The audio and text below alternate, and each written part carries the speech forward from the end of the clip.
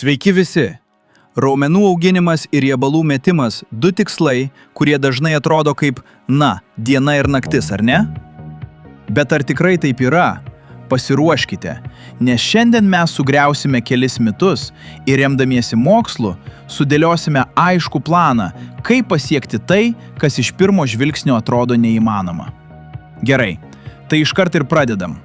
Pagrindinis klausimas, kuris turbūt daugam neduoda ramybės. Ar išvis įmanoma daryti abu šiuos dalykus vienu metu? Daugelis pasakytų, kad ne, bet ar tikrai? Išsiaiškinkime, ką apie tai sako mokslas ir kokios yra žaidimo taisyklės. Viskas, absoliučiai viskas prasideda nuo vieno pamatinio dalyko – energijos balanso. Įsivaizduokim paprastai. Mūsų kūnas tai statybų aikštelė, o energijos balansas tai yra visas biudžetas, kurį turim projektui. Jei biudžeto nėra arba jis neaiškus, tai jokia statyba, žinote, neprasidės. Tai kasgi tas energijos balansas? Iš esmės viskas labai paprasta. Tai tiesiog santykis tarp to, kiek kalorijų mes gaunam su maistu ir kiek tų kalorijų mūsų kūnas sudegina. Ir sudegina viskam, pradedant kvėpavimu, baigiant aišku sunkia treniruotė. Čia žinokit fizikos dėsnis, jokios magijos, tiesiog atspirties, nuo kurio viskas ir prasideda. Ir štai čia prasideda pats įdomumas. Pažiūrėkim. Kairėje turim kalorijų perteklių. Tai reiškia, kad gaunam daugiau energijos, nei išnaudojam. Ką kūnas daro? Jis turi resursų statyti naujus audinius, tai yra raumenis. O dešinėje kalorijų deficitas. Gaunam mažiau energijos, nei mums reikia. Kūnas tada priverstas ieškoti kuro savo atsargose, o tos atsargos dažniausiai riebalai. Paprasta. Nori statyt, reikia pertekliaus. Nori griaut, reikia deficito. Logiška tiesa. Ir čia mes prieinam prie pirmo svarbaus sprendimo. Aišku, trumpą laiką raumenys gali augti ir esant neutraliam balansui. Bet jei kalbam apie nuoseklų ilgalaikį augimą, anksčiau ar vėliau pertekliaus prireiks.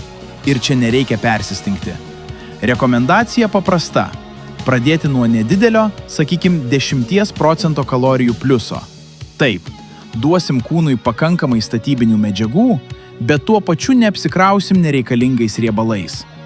Gerai, biudžetą jau turim. Dabar laikas pakalbėti apie pačias statybinės medžiagas. O čia statybų aikštelėje yra vienas neginčiamas karalius. Ir tai baltymai. Ir štai kodėl. Baltymai tai yra plytos, iš kurių statomos mūsų namas. Po geros sunkios treniruotės raumenyse atsiranda tokie mikropažeidimai, mikroįplyšimai. Baltymai suteikia aminorūgštis, kurios ne tik užlopo šitas skyles, bet ir padaro visą struktūrą mūsų raumenį didesnį ir stipresnį nei buvo prieš tai.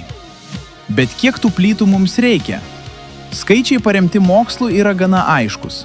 Optimaliam raumenų augimui reikėtų suvartoti nuo 1,6 iki 2,2 gramai baltymų vienam kūno kilogramui per dieną. Va čia ir yra konkretus praktinis tikslas, į kurį galima orientuotis. O kaip su angliavandeniais ir riebalais? Grįžtant prie mūsų statybų aikštelės, tai yra kuras statybininkams – baltymai, medžiagos. Bet be energijos, kurią duoda angliavandeniai ir riebalai, tie vargšai statybininkai tiesiog neturėtų jėgų dirbti. Treniruotės būtų be energijos, o atsistatymas labai lėtas. Puiku, biudžetas yra medžiagos ir kuras paruošti, bet kas duos komandą pradėti dirbti? Kas pasakys, ką daryti su visais tais resursais? Reikia darbų vadovo. Ir tas stimulas, tas nurodymas kūnui yra protingai sudėliota treniruotė. O gera treniruotė stovi ant 3 banginių. Pirma – dažnumas. Kiekvieną raumenų grupę reikėtų pajudinti bent 2 kartus per savaitę. Taip augimo signalas bus nuolatinis. Antra – intensyvumas. Reikia treniruotis arti raumenų išsekimo. Ką tai reiškia? Kad po serijos jaučiatės taip, jog teisingą techniką galėtumėt padaryti. Dar viena – gal daugiausiai 2 pakartojimus. Būtent toks darbas duoda stipriausią signalą augti. Ir trečia – progresija. Kūnas pripranta, todėl laikui bėgant krūvį reikia didinti, Arba svorį, arba pakartojimus. Be progresijos nebus ir progreso. Ir kad išlaikytume tą intensyvumą, gyvybiškai svarbus yra poilsis tarp serijų. Štai čia viskas paprastai paaiškinta. Kai darom sunkius bazinius pratimus, pavyzdžiui pritūpimus, reikia pailsėti ilgiau, nuo 2 iki 5 minučių. Reikia, kad atsigautų ir nervų sistema, o lengvesniems, labiau izoliuotiems pratimams užteks ir 1 ar 3 minučių. Gerai, taigi mityba – tai mūsų biudžetas ir medžiagos. Treniruotė statybininkų komanda. Bet yra dar vienas elementas, kurį patikėkit, daugelis pamiršta, o jis be galo svarbus. Kad visas šis procesas vyktų sklandžiai, kalbu apie atsistatymą. Ir čia fundamentalus dalykas, kurį reikia įsisąmoninti. Raumenys neauga salėje. Salėje mes juos grubiai tariant griaunam, duodam stimulą. O pats augimas, tas remontas ir perstatymas vyksta tada, kai mes ilsimės. Vadinasi, atsistatymas ne koks priedas, o privaloma augimo dalis. Tai tarsi mūsų naktinė remonto brigada. Ir svarbiausia, tos brigados įrankiai yra 2 – miegas ir streso valdymas. Reikėtų stengtis miegoti bent 7 valandas per naktį, čia minimumas. Taip pat valdyti stresą, nes lėtinis stresas, patikėkit, yra vienas didžiausių progreso stabdžių. Tam puikiai tinka ir meditacija, ir tiesiog pasivaikščiojimas gamtoje, ar net gera knyga. Tikrai nepamirškim, kad be gero poilsio visas tas sunkus darbas salėje gali nueiti šuniui ant uodegos. Gerai, dabar kai išnarpliojom visus komponentus – energijos balansą, mitybą, treniruotės, atsistatymą – sudėjome regis visas dėlionės dalis. Manau, pats laikas grįžti prie to didžiojo klausimo, nuo kurio viską ir pradėjom, ir pagaliau pateikti atsakymą. Ir atsakymas yra taip. Kūno rekompozicija – tai yra raumenų auginimas ir riebalų deginimas. Vienu metu yra įmanomas, ypač tam tikroms grupėms.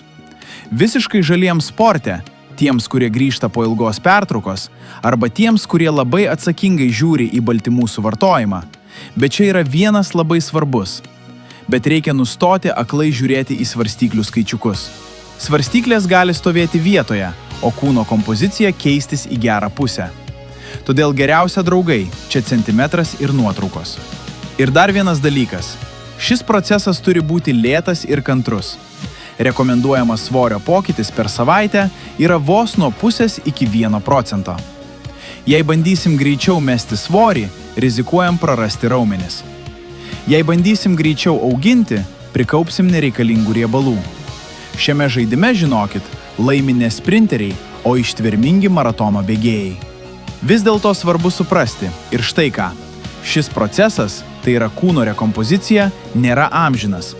Tai yra tam tikra fazė, kuri labai efektyvi pradžioje, bet ji negali tęstis be galo.